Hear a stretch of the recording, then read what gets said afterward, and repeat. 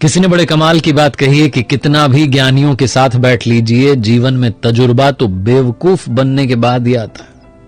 नमस्ते दोस्तों, my FM से मैं हूं आरजे कार्तिक। एक बहुत छोटी सी पुरानी कहानी है।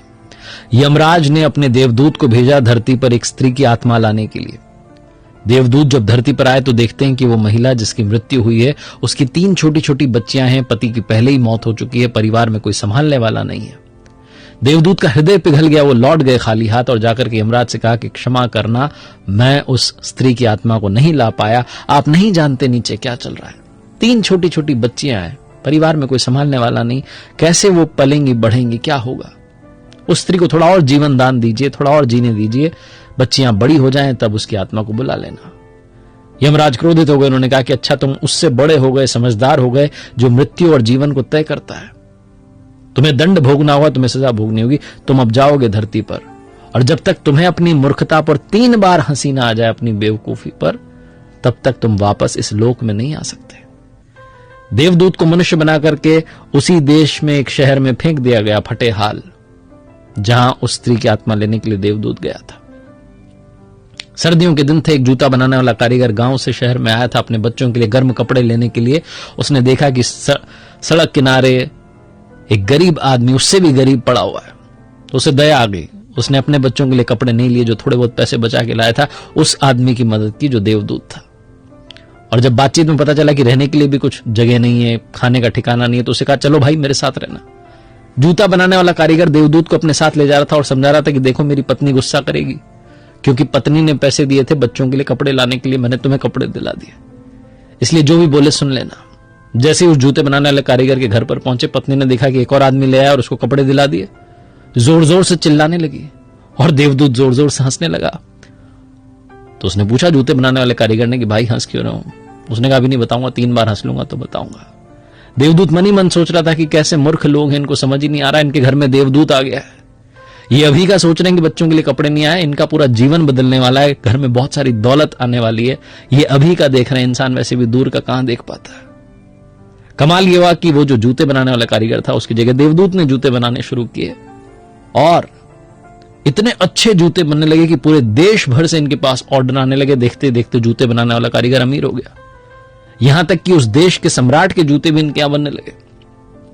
एक दिन सम्राट का आदमी दौड़ा चला आया और कहने लगा कि सुनो, ये बहुत थोड़ा सा चमड़ा है, बहुत कीमती है, इससे सम्राट के लिए बढ़िया वाले जूते बनाना। याद रखना, जूते बनाने, चप्पल नहीं बनानी, क्योंकि उस देश में प्रथा थी कि जब कोई मर जाता था तो उसे चप्पल पहना करके मरघट तक ले जाते थे। तो उसने कहा कि भाई चप्पल मत बना देना, जूते बनाने, और चमड़ा बहुत कम है, ध्यान से करना काम। जो देवदूत था, जो वहां पर काम करना शुरू कर चुका था, उसने चप्पल बना दी। और जैसे ही जूते बनाने लगे कारीगर ने देखा कि इसने तो चप्पल बना दी, उसको लकड़ी लेकर के मारने लगा। कह रहा बेवकूफ हो तुम, सम्राट ने बहुत कम चमड़ा दिया था, उसमें चप्पल क्यों बना दी, हमें फांसी की सजा लगवाना चाहते हो।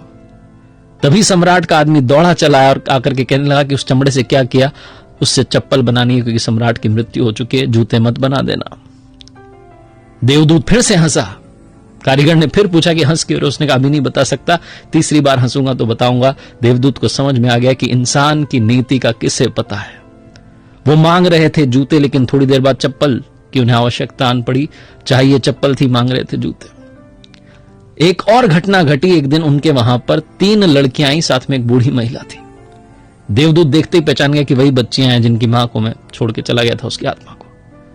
देवदूत ने बूढ़ी महिला से पूछा कि ये कौन है, तो उसने बताया कि हमारे घर के पास में गरीब महिला रहती थी, उसके 3 छोटे छोटे बच्चियां थी और बहुत निर्धन थे। बीमारी के चलते उसकी मौत हो गई। मेरे घर में कोई संतान नहीं थी, मैंने इन 3 बच्चियों को अपने पास रखा, पाला पोसा बड़ा किया। अब इनका विवाह एक अमीर घराने में करा रही हूं, इनके लिए सैंडल बनवाने। उस दिन देवदूत को 3री बार अपनी मूर्खता पर हंसी आई और उसे समझ में आया कि अगर मैं उस दिन उस स्त्री की आत्मा को नहीं ले जाता, छोड़ देता, मेरे बात कोई न कोई लेकर गए देवदूत, अगर वो जीवित रहती तो ये बच्चियां गरीबी में पलती बढ़ती, पता नहीं इनका क्या हाल होता, किस हाल में जी रही होती, बच भी पाती कि नहीं बच पाती।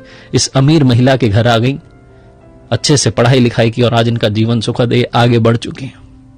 हमारे भविष्य का हमें कुछ पता नहीं होता।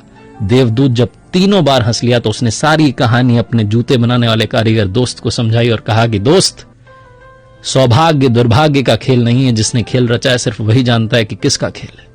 तो आज क्या होगा, कल क्या हुआ था, परसों क्या होगा, ये सब सोचना बंद कीजिए और जीवन को इस पल में जीना शुरू कीजिए। एक बार फिर से वही बात जो अक्सर आपसे कहता हूं, ऊपर वाले के आशीर्वाद, अपनी मेहनत और अपनों के प्यार के साथ कर दिखाओ कुछ ऐसा कि दुनिया करना चाहे आपके जैसा।